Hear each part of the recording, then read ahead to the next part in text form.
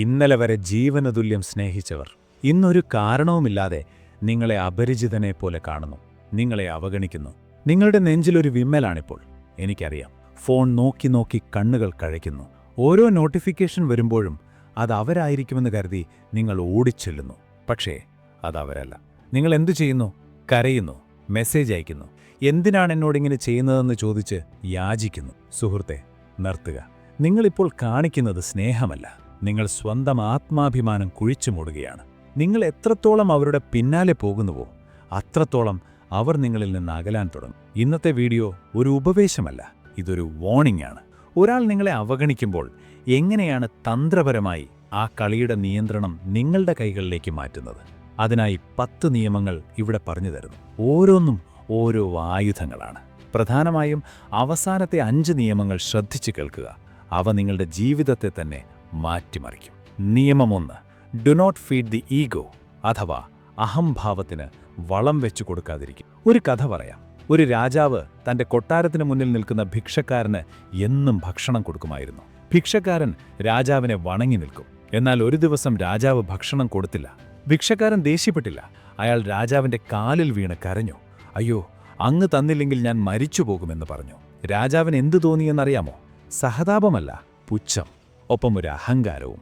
ഓ, ഇവന്റെ ജീവൻ എന്റെ കയ്യിലാണ്. ഇതുതന്നെയാണ് നിങ്ങളുടെ ബന്ധത്തിലും സംഭവിക്കുന്നത്. അവർ മെസ്സേജ് അയക്കാതിരിക്കുമ്പോൾ നിങ്ങൾ തുടരെ മെസ്സേജ് അയക്കുന്നു. എന്നെ ഒന്ന് വിളിക്കൂ പ്ലീസ് എന്ന് പറയുന്നു. ഇത് കാണുമ്പോൾ അവർക്ക് നിങ്ങളോട് സ്നേഹമല്ല തോന്നുന്നത്, മറിച്ച് അവർക്ക് വല്ലാത്തൊരു പവർ ഫീൽ ചെയ്യും. ഓ, ഇവൻ അല്ലെങ്കിൽ ഇവൾ എങ്ങോട്ടും പോകില്ല, എന്റെ വിരൽത്തുമ്പിലുണ്ട്. ഈ ഈഗോ നിങ്ങൾ കൊടുക്കുന്നതുകൊണ്ടാണ് അവർ നിങ്ങളെ ബഹുമാനിക്കാത്തത്. ഇനി അവർ സൈലന്റ് ആകുമ്പോൾ നിങ്ങളും സൈലന്റ് ആവുക.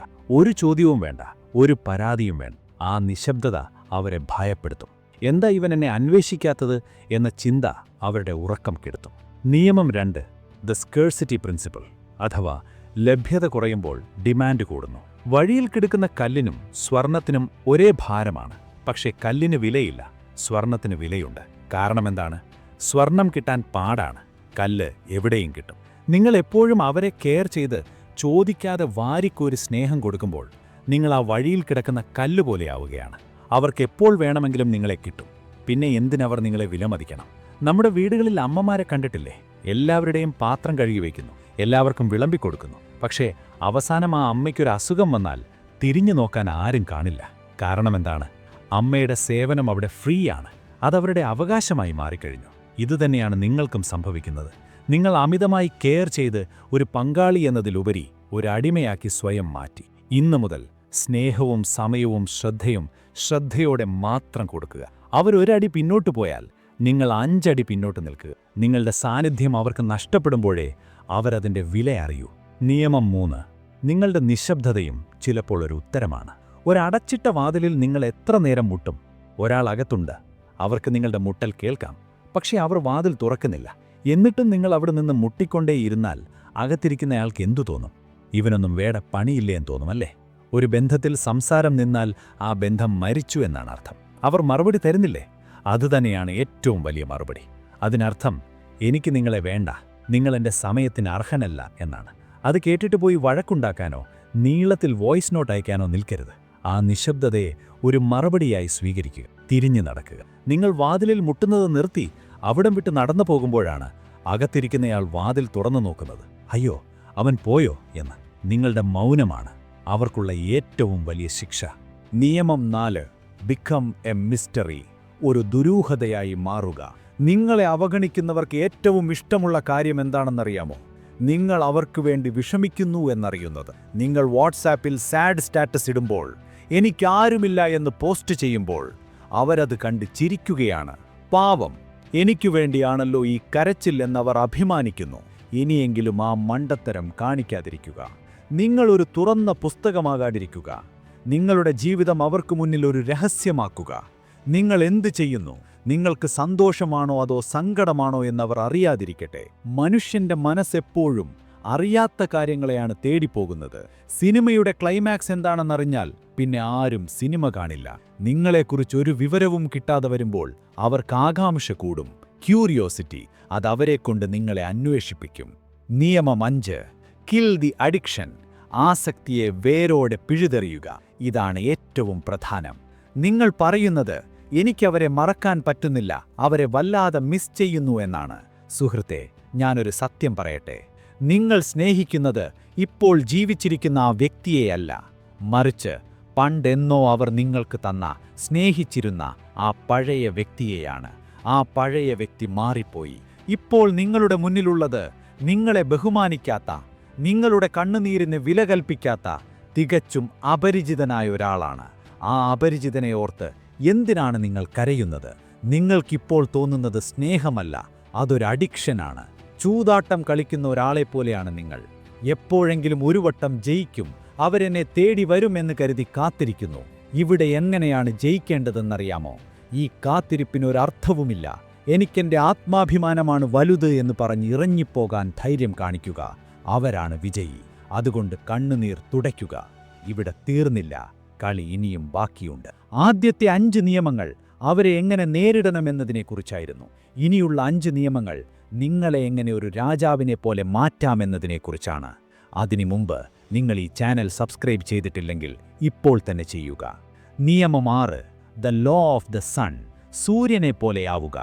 നിങ്ങൾ ശ്രദ്ധിച്ചിട്ടുണ്ടോ? ചന്ദ്രന് പ്രകാശിക്കാൻ സൂര്യൻ വേണം. സൂര്യൻ പോയാൽ ചന്ദ്രൻ ഇരുട്ടിലാവും. ഇതുവരെ നിങ്ങൾ ആ ചന്ദ്രനെ പോലെയായിരുന്നു. അവരുടെ മെസ്സേജ് വന്നാൽ മാത്രം സന്തോഷിക്കുന്ന, അവർ ചിരിച്ചാൽ മാത്രം ചിരിക്കുന്ന ഒരു നിഴൽ. എന്നാൽ സൂര്യനെ നോക്കൂ. ആര് നോക്കിയാലും ഇല്ലെങ്കിലും സൂര്യൻ കത്തുന്ന ചൂടോടെ പ്രകാശിച്ചുകൊണ്ടേയിരിക്കും. അതിനെ ആശ്രയിച്ചാണ് ബാക്കിയുള്ളവ ജീവിക്കുന്നത്. നിങ്ങളുടെ സന്തോഷത്തിന്റെ സ്വിച്ച് എന്തിനാണ് മറ്റൊരാളുടെ കയ്യിൽ കൊടുക്കുന്നത്? അവർ സ്വിച്ചിട്ടാൽ മാത്രം പ്രകാശിക്കുന്ന ബൾബാകാതിരിക്കുക. സ്വയം പ്രകാശിക്കുന്ന സൂര്യനാവുക. നിങ്ങളുടെ സന്തോഷം, നിങ്ങളുടെ ലക്ഷ്യങ്ങൾ, നിങ്ങളുടെ യാത്ര അത് അവരെ ആശ്രയിച്ചാകരുത്. നിങ്ങൾ സ്വയം തിളങ്ങാൻ തുടങ്ങിയാൽ ഗ്രഹങ്ങൾ താനെ നിങ്ങൾക്ക് ചുറ്റും കറങ്ങാൻ തുടങ്ങും. നിയമം 7, ദ സങ്ക് കോസ്റ്റ് ഫാലസി. പലരും ബന്ധങ്ങളിൽ നിന്നിറങ്ങിപ്പോകാത്തത് സ്നേഹം കൊണ്ടല്ല, മറിച്ച് അയ്യോ ഞാൻ 5 വർഷം ഇതിനായി കളഞ്ഞല്ലോ എന്നോർത്താണ്. ഒരു ഉദാഹരണം പറയാം.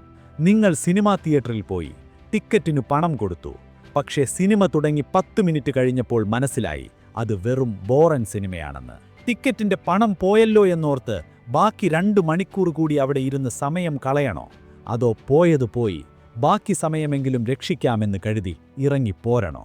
ബുദ്ധിയുള്ളവർ ഇറങ്ങിപ്പോരും. ഇന്നലെ വരെ നിങ്ങൾ അവർക്ക് കൊടുത്ത സമയം, പണം, സ്നേഹം അതൊരു നഷ്ടക്കച്ചവടമാണ്. അത് തിരിച്ചു കിട്ടില്ല.